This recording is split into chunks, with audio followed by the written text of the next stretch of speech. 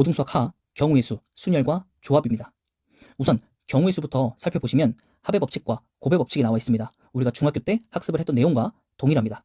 우선 합의 법칙은요, 두 사건 A, B가 동시에 일어나지 않을 때 쓰는 거고요.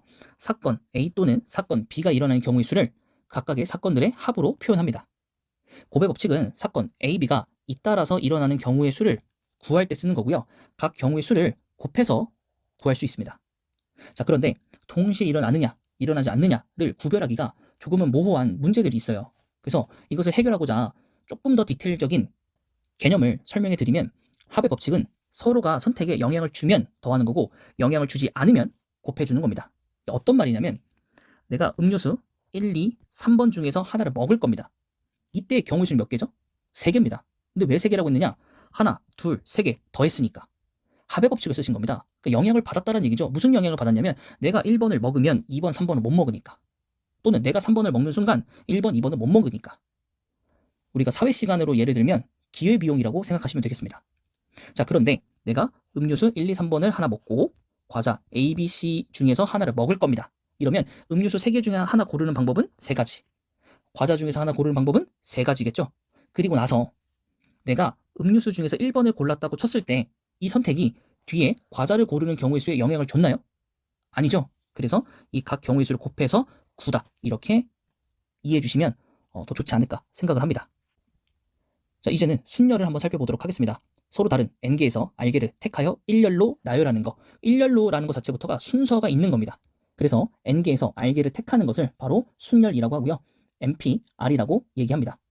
자, 그래서 NPR은요, 1번과 2번을 보시면 표현하는 방법이 2가지가 있습니다. 우선 첫 번째 거 보시면 n-r팩분의 n팩이라고 합니다. 그래서 이 느낌표는요, 팩토리얼이라고 해서 팩이라고 보통 줄여서 발음을 합니다. n팩이라는 것은 n부터요, 하나씩 작아지면서 서로를 다 곱해주는 겁니다. 어디까지? 1까지. 자, 근데 아까 말씀드렸다시피 순열은 서로 다른 n개에서 r개를 택해서 일렬로 배열하는 거죠. 결국에 내가 만약에 r개를 선택한다고 했었을 때 여기가 r개까지라고 한다면 여기까지를 제외하고 요 뒤에는 의미가 없는 거예요. 일렬로 세운 게. 그래서 n개에서 r개를 뺐을 때 개수만큼의 일렬로 세우는 방법의 가지수로 나눠주면 그게 바로 NPR이라는 거죠. 그래서 이게 실제로 약분돼 썼을 때 남는 게 바로 이거라서 이게 NPR을 대체해주는 식인 겁니다. 그래도 개념적으로 이 내용이 잘 나오기 때문에 이해를 하셔야 되고, 또 조합에서도 이걸 이용할 거라서 잘 이해해 두셨으면 좋겠습니다. 자, 우선 예시를 하나 들어드리면 OP이라는 것은 5개 중에서 2개를 뽑아서 일렬로 나열할 거니까 5 곱하기 4 n-를 2개 사용하자고 했으니까 이렇게 구할 수도 있고, 5팩으로 일단 쭉 깐 다음에 2개만 깔기로 약속했으니까 나머지 3개는 필요가 없죠. 그래서 3개는 제거. 이렇게 이해를 하셔도 좋습니다. 자, 3번 보시면 MP 0, 그러니까 안 뽑는다는 얘기죠. 이것도 경우로 하나로 취급하겠습니다. 그래서 0팩도 1이다. 요거 하나 기억해 주시고요. n개에서 n개를 다 일렬로 나열하는 것은 바로 n팩입니다. 자, 이제 조합으로 넘어가 보도록 하겠습니다. 이제 서로 n개에서 순서를 생각하지 않고 뽑을 겁니다. r개를. 이게 바로 n개에서 r개를 택하는 조합입니다. 그리고 NCR이라고 표현하죠. 그러면 첫 번째, 아까와 동일합니다. n개를 쭉 깐 다음에 필요 없는 부분만 날립니다. 근데 이렇게까지만 하면 순열이죠. 근데 조합은 순서를 생각하지 않을 거니까 그 r개를 깐 것도 순서가 중요하지 않기 때문에 그 개수만큼으로 나눠줘야 되는 거죠. 그래서 r개만큼 팩토리얼로 나눠준다. 그래서 순열을 r팩으로 나눠준다. 이렇게 이해하시면 되겠습니다. 자, 조합도가 뽑지 않는 거 하나입니다. 그런데 순서를 생각하지 않으니까 n개에서 n개를 다 뽑아도 1개인 겁니다. 경우의 수가. 그 다음에 오히려 1개를 뽑을 때는 n개인 거고요. 그 다음 마지막으로 NCR은 NCn-R이다 라고 나와 있는데요. 이게 어떤 얘기냐면, 예를 들어드리면 1, 2, 3, 4, 5번이 있습니다. 이 중에서 집에 같이 갈 3명을 고르는 겁니다. 그럼 당연히 OC3이겠죠. 그런데 바꿔서 얘기하면 집에 가고 싶지 않은 2명을 뽑는 것과도 같은 얘기인 겁니다. 됐죠? 그리고 같이 가기만 하면 되는 거기 때문에 순서는 중요하지 않기 때문에 조합으로 표현하는 거죠. 그래서 4번의 의미는 이러한 의미를 갖고 있다라고 이해해 주시면 되겠습니다.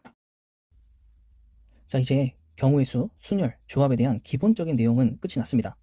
그리고 나서 많은 유형을 다뤄봐야 되는데 전부 다 해줄 수는 없기 때문에 가장 대표적인 것들만 제가 추려서 가지고 와봤습니다. 자, 첫 번째와 두 번째는 연동되어 있는 건데요. A의 m제곱 곱하기 B의 n제곱의 양의 약수의 개수 구하는 방법과 양의 약수의 총합을 구하는 방법을 가지고 왔습니다.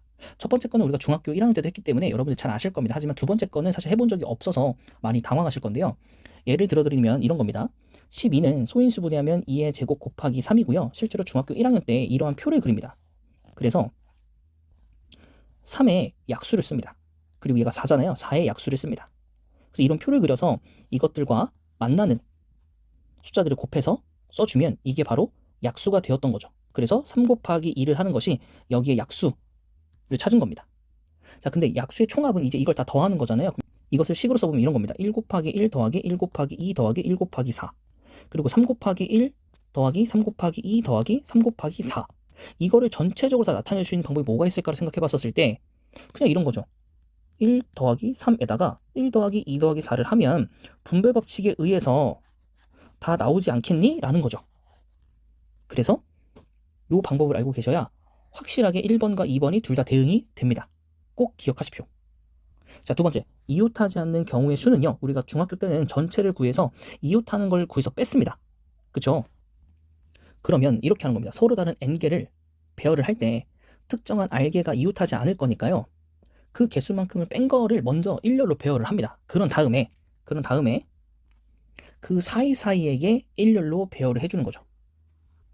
예를 들면 5개가 있는데 이 중 2개가 이웃하지 않는다고 한다면 우선 3개를 일렬로 배열합니다. 그래서 3개를 이렇게 깔아요. 그런 다음 이웃하지 않아야 되니까 이 사이사이 그리고 앞과 뒤까지 포함해서 4개에 대한 자리를 나머지 2개를 일렬로 배열하는 방법인 거죠. 이해되셨습니까? 그래서 n-r에서 1을 더하는 겁니다. 왜냐? 맨 앞과 맨 뒤도 포함해야 되니까. 그래서 이 둘을 곱한다 라는 거죠. 그 다음에 선물을 교환하는 경우의 수라고 되어 있는데요. 이것은 수용도를 이용해서 구하면 조금 수월합니다. 그래서 3명이 서로 다 다른 걸 가져가는 경우는 총 2가지가 나오고요. 4명의 경우에는 총 9가지가 나옵니다. 자, 그런데 이번엔 5명이 있다면 수용도를 그리기가 쉽지는 않을 겁니다. 그래서 어떻게 구할 거냐면 이렇게 한번 해볼게요. A가 5개 중에 아무거나 하나 가져갈 거고, 그 다음 B가 4개 중에 아무거나 하나 가져갈 거고, C도 3개 중에 하나, D도 2개 중에 하나. E는 남은 거 하나 가져가겠죠. 120까지. 이게 총 경우의 수입니다. 이때 한 명만 본인 걸 가져가고 나머지 4명은 서로 다 다른 걸 가져갈 경우를 구하면 우선 한 명이 자기 걸 가져가는 경우가 총 5명 중에 1명이겠죠. 그리고 남은 4명이 서로 다 다른 거 가져가는 경우는 9가지입니다. 그래서 이 45개를 뺄 겁니다. 그리고 이번엔 2명이 자기 걸 가져간다면 나머지 3명은 다 다른 걸 가져가야겠죠. 그 경우의 수는 2가지입니다. 그러면 5명 중에서 2명을 뽑아야 되잖아요. 5C2로 하시면 됩니다. 그래서 20개가 나옵니다. 그 다음 3명이 자기 걸 가져가고 남은 2명은 서로 다 다른 거 가져갈 거면 상대방 걸 가져갈 수밖에 없어요. 그래서 여기에선 5개 중에서 3개만 뽑으면 됩니다. 그래서 10이 나옵니다. 그리고 4명이 자기 걸 가져가면 마지막 남은 것도 자기 걸 가져가야 돼서 마지막은 그냥 다 본인이 가져가는 거라 한 가지 경우밖에 없습니다. 그래서 이 경우들을 다 더하면 76이거든요. 그래서 총 경우의 수는 44개가 나옵니다. 자, 고등부에서는 이 첫 번째, 두 번째, 세 번째 상황 중에서 하나를 물어볼 수도 있고요. 마지막에 서로 다 다른 걸 가져가는 경우를 구할 수도 있기 때문에 꼭 마지막 5번째 자리를 연습을 해 주셨으면 좋겠습니다. 그러면 자연스럽게 첫 번째와 두 번째 상황에 대해서는 이미 우리가 학습을 하게 된 상황이라서 크게 어렵지 않을 겁니다. 자, 그 다음에 지불하는 방법과 지불하는 금액의 경우의 수인데요. 우선 지불하는 경우의 수에서 보시면 서로 다른 종류 화폐가 있기 때문에 그것보다 경우가 하나 더 많은 것들을 곱해준 다음에 하나를 빼주시면 됩니다. 왜냐? 0원을 지불하는 경우를 포함시킨 거니까. 그럼 서로 다 돈을 안 내면 0원이잖아요. 0원은 지불하는 게 아니기 때문에 제외를 해야 됩니다. 자, 지불하는 금액의 경우의 수인데요. 중복되지 않는 경우가 있고 중복되는 경우가 있어요. 이게 어떨 때가 중복이 되냐면 예를 들어 100원이 5개가 있고 500원이 2개가 있다고 했을 때 이 5개가 500원 하나로 바꿔치기가 될 수 있죠. 이러면 내가 1번처럼 지불하는 경우의 수로 세다 보면 분명히 금액적으로는 중복이 생깁니다. 그럼 이 중복을 찾아서 내가 없애기에는 쉽지는 않으니까 애초에 중복될 때 우리가 하는 방법이 바뀌는 겁니다. 그래서 지불하는 방법의 개수나 지불하는 금액의 경우의 수가 식이 똑같습니다. 근데 이때는 화폐가 변하지 않을 때입니다. 근데 3번 보시면 중복이 되는 화폐가 생기면 예를 들어 100원짜리 동전 2개, 50원짜리 동전 3개 이렇게 있어서 50원 2개가 모이면 100원이 되잖아요. 이렇게 되면 이 100원짜리를 전부 다 50원으로 바꿔줍니다. 그러면 50원이 총 7개 있다라고 생각할 수 있어요. 그렇기 때문에 지불하는 방법의 가지수는 7개입니다. 연계를 내면 안 되기 때문에 요거 생각을 잘 해주셔야 됩니다. 자, 그 다음 색칠하는 경우의 수인데요. 우리가 첫 번째 보는 건 중학교 때 배운 겁니다. 그래서 색칠할 영역을 고르는데 되도록 이웃하는 영역이 많은 것을 먼저 선택을 해서 색칠을 하는 겁니다. 그리고 나서 색이 겹치지 않게 모든 영역을 반복하면서 경우의 수를 적어주시면 됩니다. 예를 들어 4가지 색깔이다. 그럼 4, 3, 2. 그 다음에 여기는 2가 되겠죠. 왜냐하면 B에서 색칠한 것을 여기도 쓸 수 있으니까. 자, 근데 밑에 보시면 같은 색을 쓸 경우와 다른 색을 쓸 경우 나누는 풀이라고 되어 있어요. 우선 색깔을 4개라고 했었을 때 A에 색칠할 수 있는 건 4개입니다. 그리고 B에 색칠할 수 있는 건 3개예요. 왜냐면 A랑 맞닿아 있으니까. 근데 C는요, 여러분, 이 A와 이웃하지 않아요. B랑만 이웃합니다. 결국에 C는 A랑 같은 색깔을 칠할 수도 있지만 A랑 다른 색을 칠할 수도 있는 겁니다. 그러면 C가 A랑 같다면, 같은 색이 칠해졌다면 D 역시 A랑 C랑 옆에 있는 게 같은 색깔이니까 하나만 제외하면 돼서 여기는 3가지 경우가 나옵니다.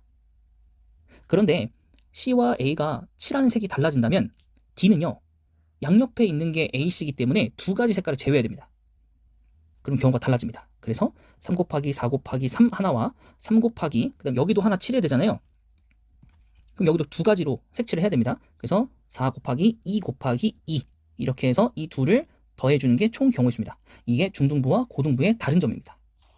네, 자세한 설명은 좀 더 읽어보시면 됩니다. 자, 그리고 넘어가 보면 함수의 경우의 수입니다. 이거는 제가 함수 수업할 때 여러분들에게 말씀드렸던 겁니다. 함수는 그냥 대응만 되면 되기 때문에 예를 들어 1, 2, 3, 4가 있고 여기에 A, B, C, D, E가 있다면 우선 얘가 아무데나 가면 돼요. 그죠?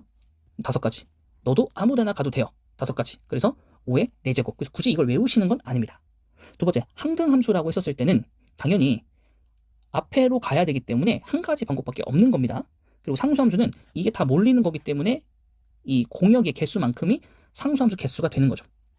그 다음 1대1 함수라는 건 겹치면 안 되기 때문에 1번이 갈 수 있는 거 5가지, 2번이 갈 수 있는 거 1번이 간 거 제외하고, 그 다음에 3번이 갈 수 있는 건 1, 2번 간 거 제외하고, 그 다음에 1, 2, 3번 간 거 제외하고 가면 되는 거기 때문에 순열처럼 5P, 4 이런 느낌으로 가주시면 되는 거고, 증가함수라는 것은 순서가 정해져 있는 거기 때문에 이게 순서가 이렇게 돼 있다고 한다면 이 4개를요 고르는 게 중요한 게 아니라 여기에서 반대로 4개를 그냥 골라버리는 겁니다. 그래서 4개를 골라요. 겹치지 않게. 그럼 알아서 연결을 하는 겁니다. 증가함수라는 건 이런 겁니다. 그래서 5개 중에서 4개를 겹치지 않게 고른다. 여기에서. 여기가 4개니까 고를 수 있는 게. 이렇게 이해하시면 되고 실질적으로는 또 문제에서 많이 알려드리도록 하겠습니다. 자, 그럼 가장 마지막에 나오면서 가장 또 시험 문제 출제가 되면 어렵게 나오는 문제 중에 하나입니다. 그렇다고 해서 막 엄청 자주 출제되는 것도 아니고요. 그래도 우리가 꼭 기억하고 있어야 되는 내용 중에 하나이긴 합니다. 분할과 분배인데요. 첫 번째는 분할입니다. 그냥 묶어버리는 거예요. 이때 묶는 개수가 다 다른 수일 수 있잖아요. 그래서 각각을 한 번씩 보는 겁니다. 예를 들어 10명이 있을 때 5명, 3명, 2명을 나누자라는 거죠. 그러면 NC, P, 그 다음에 그 P만큼 뺀 다음에 Q만큼으로, 그 다음에 나머지. 이해됐죠? 그 다음에 어느 두 수가 같을 때는 10명 중에서 4명을 뽑고 나서, 아니죠, 6명을 뽑고 나서 2명, 2명을 뽑자. 그래서 이렇게가 같아지는 거죠. 그러면 자, 이때 이 2개가 서로 바뀌어도 구별이 안 되는 거잖아요. 그래서 2팩으로 나눠줍니다. 그 다음에 이 경우에는 안 되겠지만 총 경우가 9개고 3개, 3개, 3개로 분할을 한다고 하면 아까와 마찬가지로 뭐 9시 3, 6시 3, 3시 3 이렇게 가겠죠. 그리고 나면 이 3개가 서로 움직여도 구별이 안 돼요. 그래서 3팩으로 나눠주는 겁니다. 자, 그런데 이 같은 상황에서 내가 이 3개 나눈 거를 분배를 해주는 거예요. 그럼 분배를 할 때도 순서가 있겠죠. 그래서 3사람에게 준다면 3팩, 3팩, 3팩을 아까 분할된 거에서 곱해주시면 되는 겁니다. 자, 더 자세한 얘기는 우리가 수업 시간에 더 많은 문제를 다뤄드리면서 말씀을 드리도록 하겠습니다. 사실 여기 안 나온 내용도 굉장히 많습니다. 자, 그러면 이번 영상은 여기까지 마무리하겠고요. 고등수학 상, 하 학습하시느라 정말 고생 많으셨습니다.